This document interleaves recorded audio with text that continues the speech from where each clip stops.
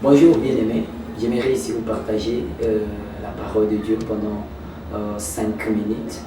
Je pense que Dieu va vous parler.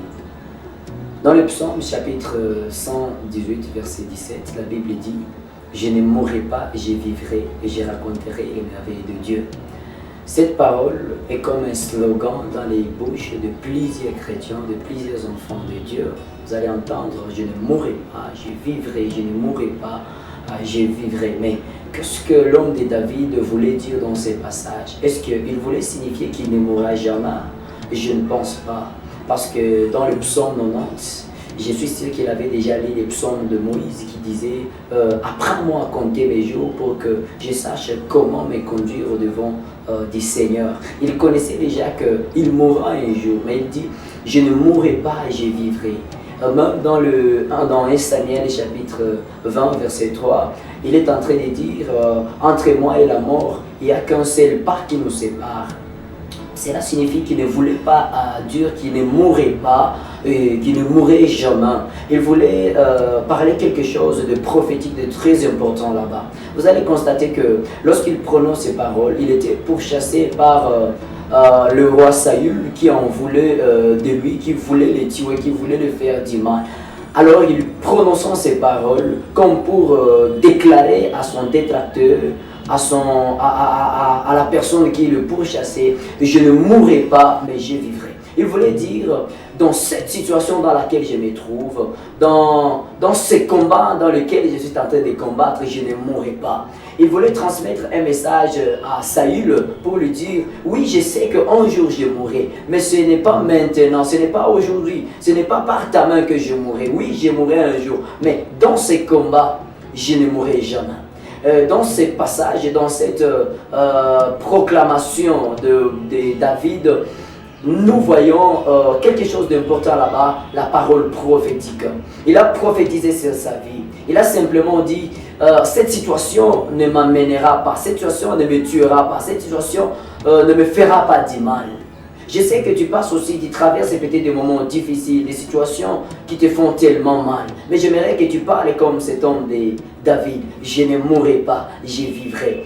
Cette maladie ne t'emportera pas. Tu ne mourras pas par cette maladie.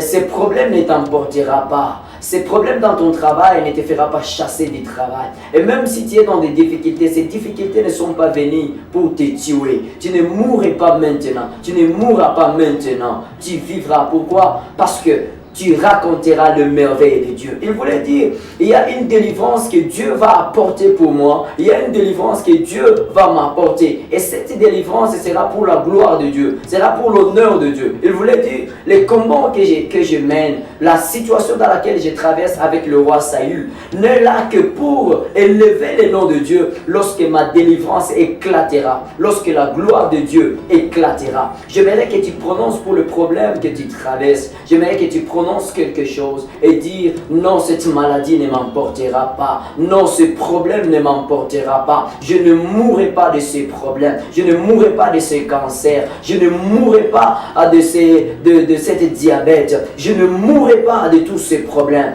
parce que ma maladie est venue pour que la gloire de Dieu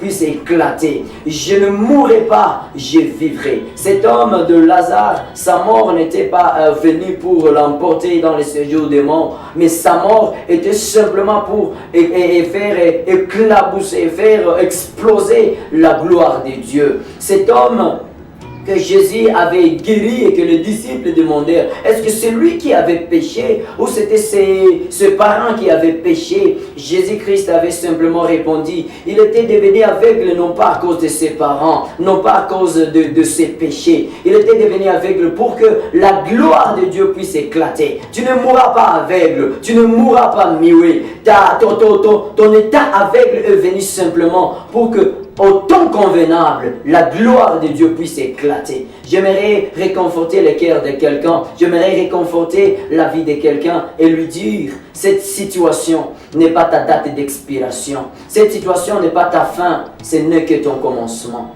Et je suis sûr que Dieu t'a parlé au travers de cette parole, au travers de ces 5 minutes.